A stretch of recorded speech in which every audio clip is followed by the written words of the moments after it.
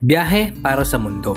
Sa bawat biyahe sakay ng electric vehicle, unang nararamdaman ko ang tahimik ng makina at ang saya ng mabilis at walang patid na akselerasyon. Ang paggamit ng electric vehicle ay isang malaking hakbang tungo sa malinis na hangin. Sa isang sasakyan na tulad nito na walang uso na ibinubuga ay malaking tulong na para mapababa ang polusyon sa pagpreserba ng ating mundo para sa susunod na henerasyon. Bukod sa benepisyo nito para sa ating kalikasan, malaki rin ang matitipid mo sa paggamit ng electric vehicle. Kumpara sa gasolina, mas makakatipid ka ng almost 60 to 70% na gastos mo sa fuel.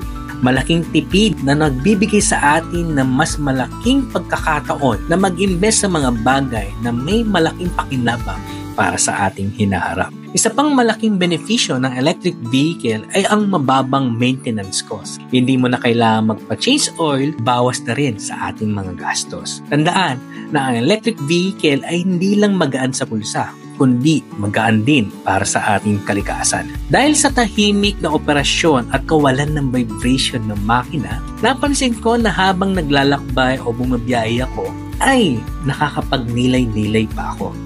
Ang bawat biyahe ay isang pagkakataon upang makapag-isa at makapagkonekta sa aking sarili at higit sa lahat sa ating Diyos. Sa mga tahimik na sandaling iyon, natuto ako magpasalamat at magpahalaga sa simpleng biyaya ng buhay.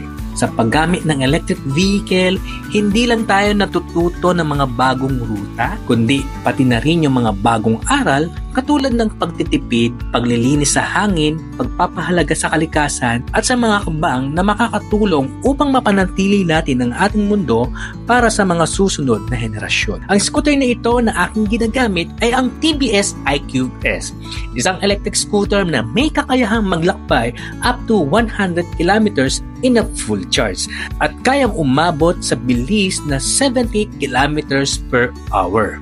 Isa itong e-motor na puno ng makabago at environmentally friendly na features. Muli, ako si Mark para sa Electric Vehicle Channel na nagsasabing mag-ingat sa bawat biyahe.